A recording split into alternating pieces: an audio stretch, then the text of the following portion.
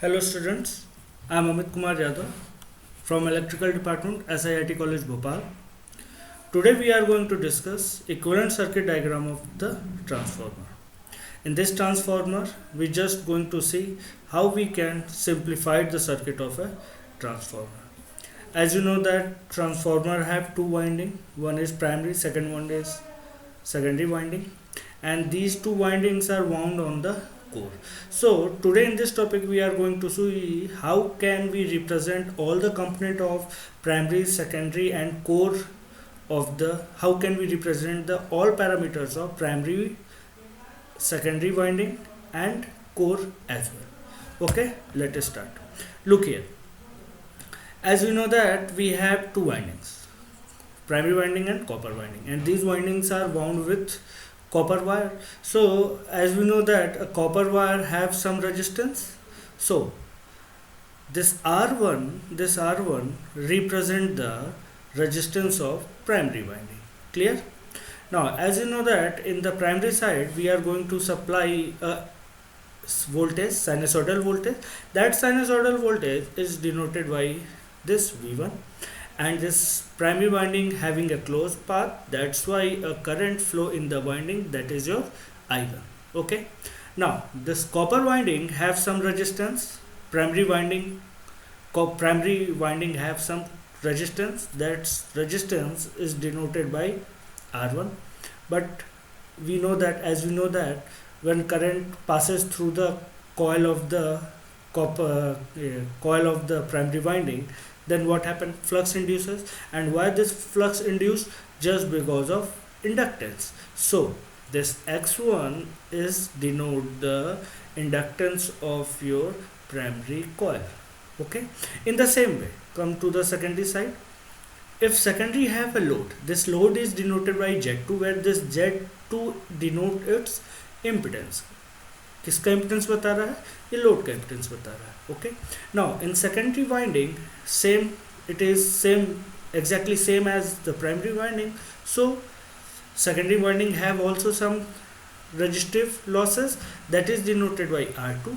And as we know that secondary winding also have a closed path, and in the secondary winding an E2 EMF induced in the terminal of the secondary winding due to mutual inductance. So a current start flowing in the secondary side of the transformer. So that current is I2. It is not denoted here, but here in the secondary winding a current flow, that is your I2. Now flux produces in the secondary, it will be produced due to this inductance. So the inductance of secondary winding is denoted by X2. So now it is very simple. अब यहाँ से अपन देखेंगे कि यहाँ से अपन ने ये समझ लिया कि प्राइमरी और सेकेंडरी के पैरामीटर्स को, रेजिस्टेंस और इंडक्टेंस के पैरामीटर्स को हम कैसे डिनोट करेंगे. दो चीज़ें हो गई. अब बचता है केवल कोर. अब आते हैं हम लोग कोर पे. यहाँ पर अपन को मालूम है कि when you supply the V1 voltage and due to electromagnetic induction principle and EMF induced in the primary winding of the coil, that EMF is your here E1, so it is denoted here. Okay, now due to mutual inductance, what happened? Some part of this EMF link with the secondary winding, that's why an E2 EMF induced in the secondary side. Okay, now come to the core parameters for the core. As we know that some part of I1 goes to core. That part is your I0, core current. Okay, now in the previous lectures we have discussed that this I0 have two components. One component is your IC, this is your working component, and second component is your IM, magnetizing component. Okay, now what is IC? This is the actual current which is taken by the core, and it dissipates in the form of heat. So this IC basically consumed by the resistance. Okay, and so the core have some resistance, due to which some part of power energy is dissipated in the form of heat. So this R0 denotes the resistance of the core. In the same way, As you know that in the core of the transformer, flux flows in the closed path. Now that how can this flux can flow? Similarly, as the flux flow in the primary due to this inductance, in the same way the flux produced or flow in the core of the transformer just because of inductance. So the inductance of the core is denoted by here x naught, and this x naught takes the Im.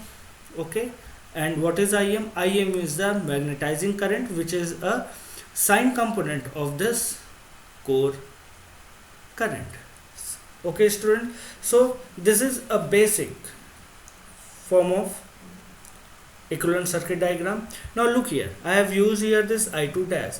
In the previous chapter I have told you that secondary means load takes I2 current, but this I2 current is delivered by the primary. Okay, and how much current I1 have to deliver for secondary, that amount is denoted by I2 dash. यहाँ I2 dash ये बता रहा है कि actual में secondary को जो current चाहिए वो सेकेंडरी वाइंडिंग प्राइमरी से मांगता है, बट प्राइमरी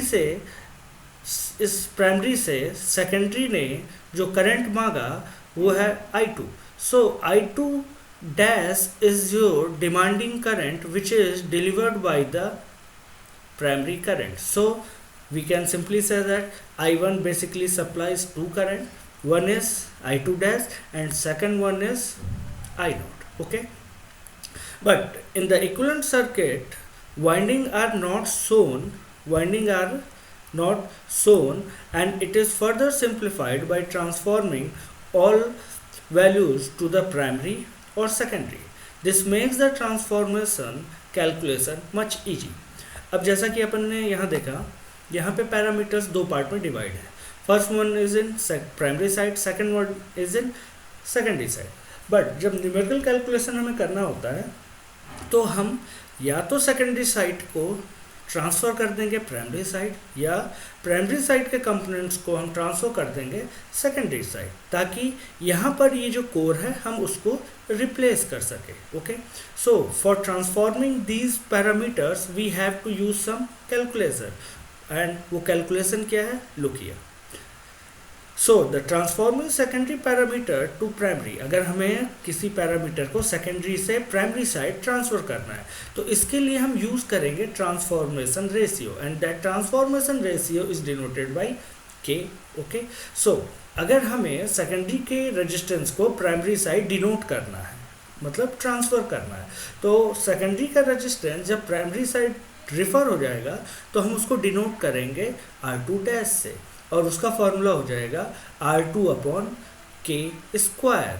सिमिलरली जब सेकेंडरी के रिएक्टेंस को हमें प्राइमरी साइड रिफ़र करना है तो वो फिर क्या हो जाएगा, x1 x2 डैश, और x2 डैश का फॉर्मूला हो जाएगा x2 अपॉन के स्क्वायर. सिमिलरली लोड का जो इम्पिडेंस था Z2, उसको भी अगर हमें प्राइमरी साइड रिफ़र करना है तो ये हो जाएगा Z2 dash equals to Z2 upon K square, or where this K is what? This K is your K2 upon K1. और अगर हमें E2 को भी प्राइमरी साइड रिफ़र करना है तो ये हो जाएगा E2 dash equals to E2 upon K, और सेकेंडरी में जो करंट हमें ट्रांसफ़र करना है प्राइमरी साइड वो क्या हो जाएगा, I2 dash equals to K I2. हमें ये सारे फार्मूले अपने को याद रखने होंगे.